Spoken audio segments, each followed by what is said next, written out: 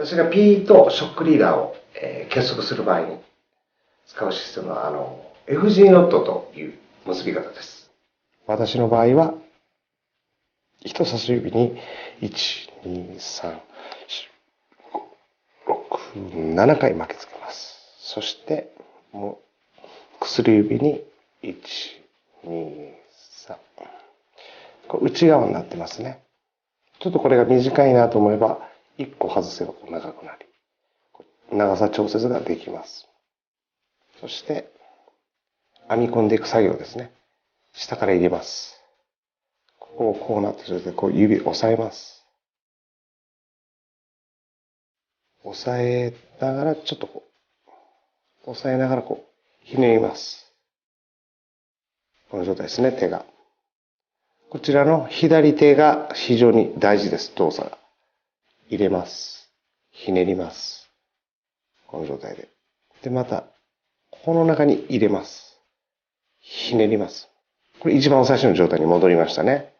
で、またこう、ひねります。戻ります。この状態ですね。この動作ですね。こういった感じですね。こう多少こうしっかりですね。詰めながら行っていきます。これをそうですね。大体10回を目安ぐらいで考えていただければいいと思います。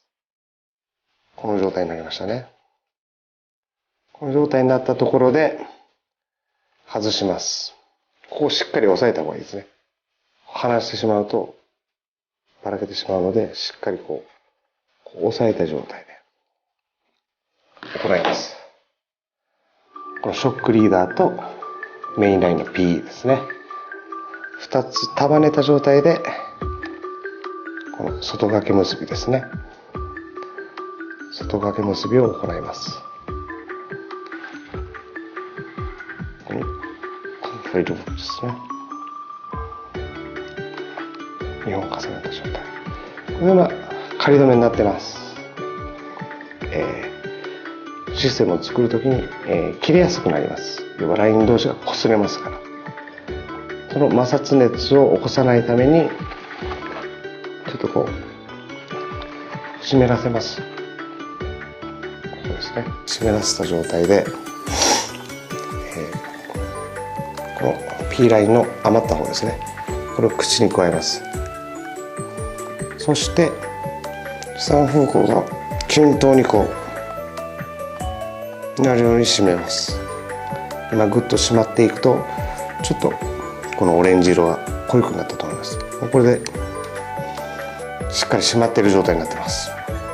でもう一度一回もうこれ仮止めで締まってますけども、もう一度ですね、このリーダーと P ラインを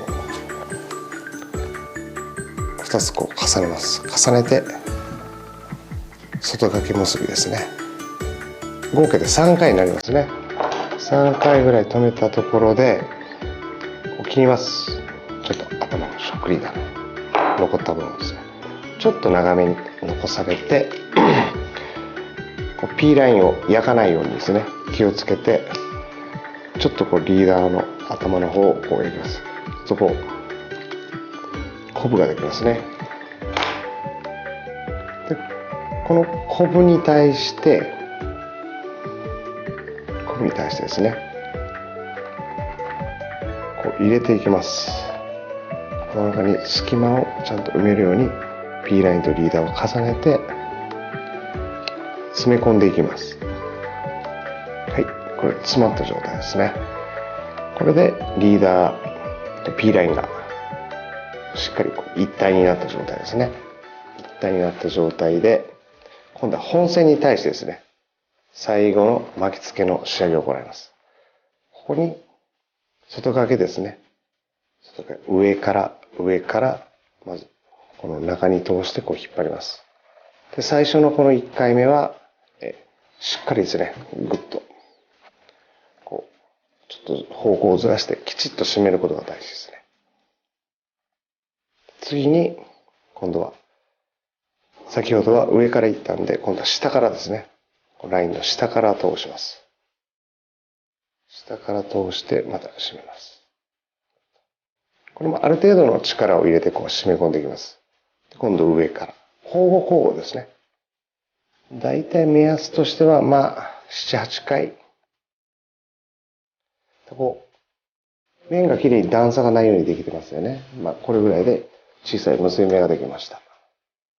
最後に、1回、2回。こうですね。1回、2回。こう入れられて、ずっとこう締めます、ここで。締めた状態で、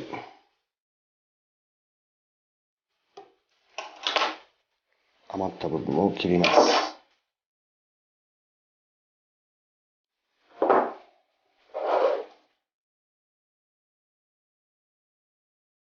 すると、できますね。これが気になる人は、まあ、ちょっとですね、軽く燃やされると溶けますから、きれいに仕上がります。It's a big Mustad 7731 Sea Demon hook, small marlin hook I'm going to use. I'm using line. You just go straight through the eye, leave about, I don't know, 3 inches. Put your finger in the loop here, and then just roll what we call the tag end. This is called the loose end, and then the tag end goes back through the hole that I've already opened with my finger. Okay, like this. Now that's going to want to burn and stick on itself. I'm going to pull it with a pair of pinchers, just like that. That'll snug it right, about level with the outside eye of the hook. Bang, that's off. So that's your standard knot. That's a standard one. Now I'm going to pull this unbelievably hard. I don't know if I'm going to be able to make it slide or not. But let's do the vice out. This is, I want to show you something. That's as tight as I can get the vice. I'm going to work it and work it and work it. It won't come, it won't come, it won't come. There, right, now, that's what I wanted to do. Now this, you cannot get a washer on it. I'm going to tie it again with what's called a tuck blood. Now this is exactly the same. You go round, put your finger in the gap. You put it through the hole as per normal. So it's gone through the hole, but you notice I've got my finger, I've made a secondary hole back here. So I've gone through this loop and then I'm folding it back, do it really slowly, and I'm going through that loop there. Just like that. Now that is called a tucked blood. Now this one, a little bit of spit on the end there, just to make it slide down. This one, I can pull right down easily like that, and snug it up nice and tight. So same procedure, just the width of the hook here, just that width there. Just snip the end off and leave that tag end up. The fish are going to take that whole piece of metal. They're not going to be worried about this little piece here. So there you have it. That is a tuck blood loop. That's the one to use for most of your fishing. Now, if you want to take a hook off, don't cut it here, because you have to put 2 cuts, don't you? You have to cut here and then cut there. If I cut there, oh great, I cut the hook off. Oh no, I still got to get the knot off. Get a pair of snippers, cut the knot. Job done, much easier to tie on. This one, I call it, well, it's called the uni knot. Again, it's for sort of bait fishing, lures, anything like that. It's a pretty basic knot, but it's a good one because it doesn't slip much. Tag end comes up through the eye of the hook. Bring it round. Leave yourself a good, 3-4 inches here to work with, maybe a bit longer. So you pinch, use your fingers and just pinch it so the tag end and the main line are both parallel. And then you just roll the main tag end. I'll see, it's difficult for me to tie this because I'm trying to work around the camera. 1. Okay, it's out. I'll do it very, very slow for you. 2. Come out. 3. Nearly. Come on. And I go through there 4. I know some people use 5 or 6, but I use 4. There's 4. Okay, now you can see the turns there. They want to touch up like this, up to each other. Now what I'm going to do is to pull this way on the main line. The main line is going to pull while retaining that tag end in my hand here. I'm going to sit. I'm sliding my finger down at the same time, rolling up underneath my thumb. I can feel the knot rolling under my thumb, so it pinches up. And what it'll do, it'll be a sliding knot. As you can see, I'll pull it a bit closer for you. There's the knot. So the knot's formed there. You can pull this, wrap it around, you can pull that as hard as you want, and now just watch it slide down. A little bit of spit around there, help it slip, watch, you'll see it slide now. You push it with your thumb as well, look, beautiful. Just snugs in there, pull it as tight as I can, and then get the tag end with a pair of flies and just rock it backwards and forwards like this.